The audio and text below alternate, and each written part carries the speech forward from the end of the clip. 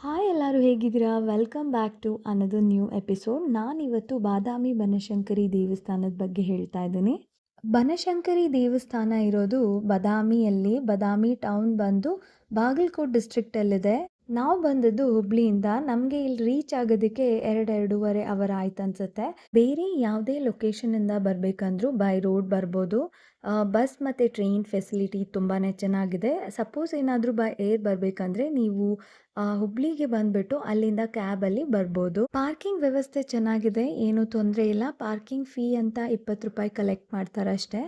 ಹಾಗೆ ನೀವೇನಾದರೂ ಇಲ್ಲೇ ಸ್ಟೇ ಆಗಬೇಕಂದ್ರೆ ಇಲ್ಲಿ ದೇವಸ್ಥಾನದ ಕಡೆಯಿಂದ ನಮಗೆ ಸ್ಟೇ ಕೂಡ ಸಿಗುತ್ತೆ. ಬಾದಾಮಿ ಟೌನಲ್ಲಿ ಹಾಗೆ ಬಾಗಲಕೋಟಲ್ಲಿ ಕೂಡ ಸ್ಟೇ ಸಿಗುತ್ತೆ. ದೇವಸ್ಥಾನದ ಹತ್ರ ಸಾಕಷ್ಟು ಅಂಗಡಿಗಳಿದೆ. ಅಲ್ಲಿ ಪೂಜಾ ಐಟಮ್ಸ್ ಹಾಗೆ ಉಡಿ ತುಂಬಿಸುವ ಎಲ್ಲ ಥರದ ಸಾಮಗ್ರಿಗಳು ಸಿಗುತ್ತೆ.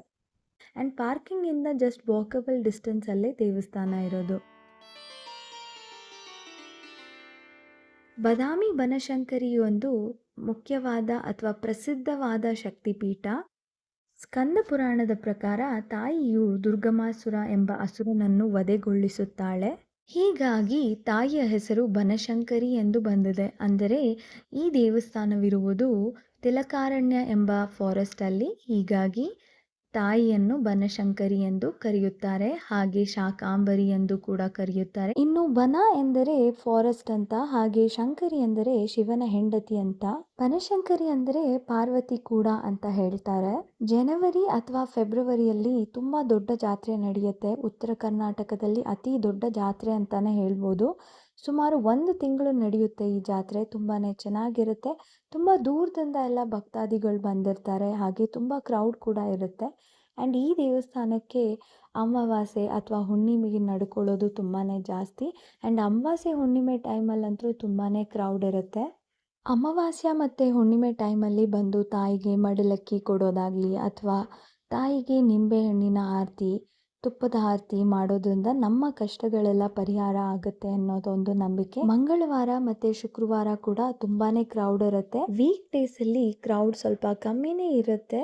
ನಾವು ಹೋಗಿದ್ದು ಗುರುವಾರದ ದಿವಸ. ಅವತ್ತು ಕ್ರೌಡ್ ಅಷ್ಟಿರಲಿಲ್ಲ. ಆ್ಯಂಡ್ ಕೇವಲ 15 ನಿಮಿಷದಲ್ಲಿ ನಮ್ಮ ದರ್ಶನ ಆಗೋಯಿತು. ಇನ್ನು ಈ ದೇವಸ್ಥಾನವು 7th or 8th ಸೆಂಚುರಿಗೆ ಬಿಲಾಂಗ್ ಆಗಿರೋದು ಅಂತ ಹೇಳ್ತಾರೆ. ಚಾಲುಕ್ಯರು ಬನಶಂಕರಿ ತಾಯಿಯನ್ನು ತಮ್ಮ ಶಕ್ತಿ ದೇವತೆ ಎಂದು ಆರಾಧಿಸುತ್ತಿದ್ದರು.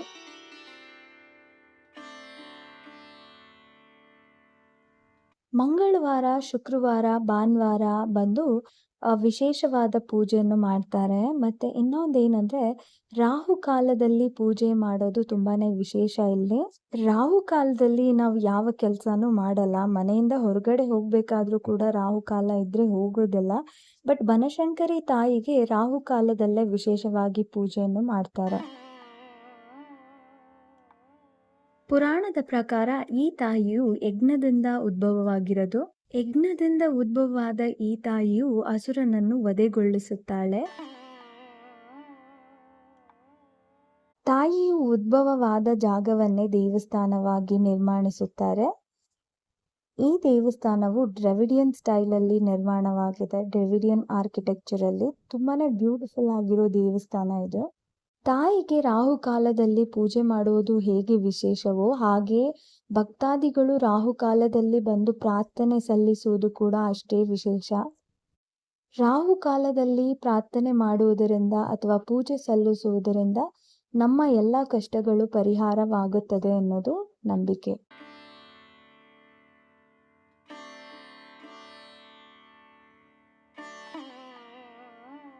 ಬನಶಂಕರಿಯ ಮೂಲ ದೇವತೆ ಅಂದರೆ ಶಾಕಾಂಬರಿ ದೇವಿಯಾಗಿ ಉತ್ತರ ಪ್ರದೇಶದಲ್ಲಿ ಸಹ ನೆಲೆಸಿದ್ದಾಳೆ. ಬನಶಂಕರಿ ದೇವಿಯ ರಥ ಇದು.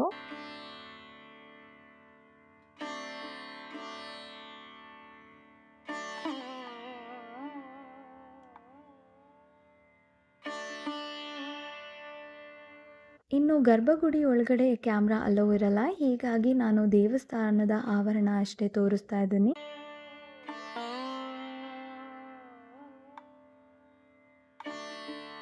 ಇನ್ನು ದೇವಸ್ಥಾನದ ಟೈಮಿಂಗ್ಸ್ ಬಂದು ಬೆಳಗ್ಗೆ 6 ಗಂಟೆಯಿಂದ ರಾತ್ರಿ 9 ಗಂಟೆವರೆಗೂ ಇರುತ್ತೆ.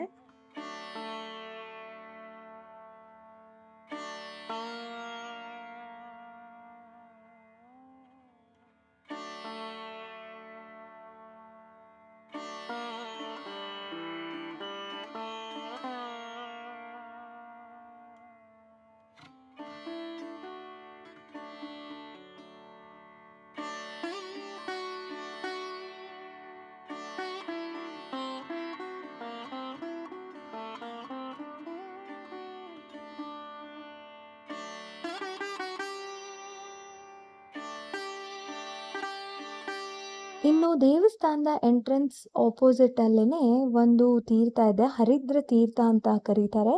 ಈ ಪಾಂಡ್ ವಿಶೇಷತೆ ಏನಂದ್ರೆ ಜಾತ್ರೆ ಟೈಮಲ್ಲಿ ಇಲ್ಲಿ ಹರಕೆ ತೀರಿಸ್ತಾರೆ. ಆ್ಯಂಡ್ ಇನ್ನೊಂದೇನಂದ್ರೆ ಈ ತೀರ್ಥದ ಸುತ್ತಲೂ ಕಲ್ಲಿನ ಪ್ರದಕ್ಷಿಣೆ ಟೈಪ್ ಮಂಟಪ ಇದೆ.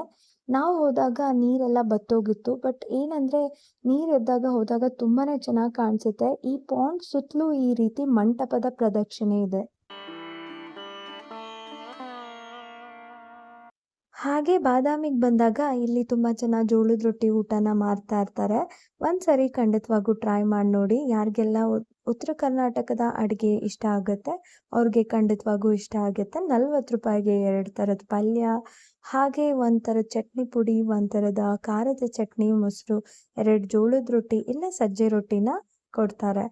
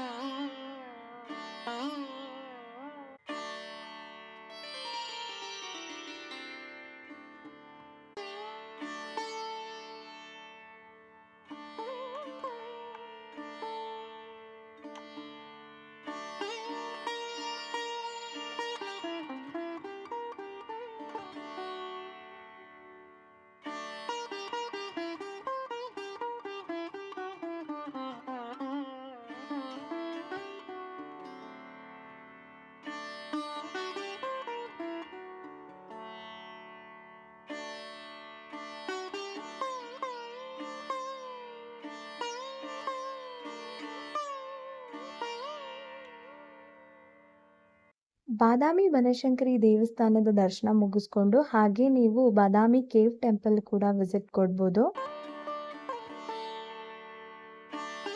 ಮತ್ತೆ ನೆಕ್ಸ್ಟ್ ವ್ಲಾಗಲ್ಲಿ ಸಿಗ್ತೀನಿ. Until then take care.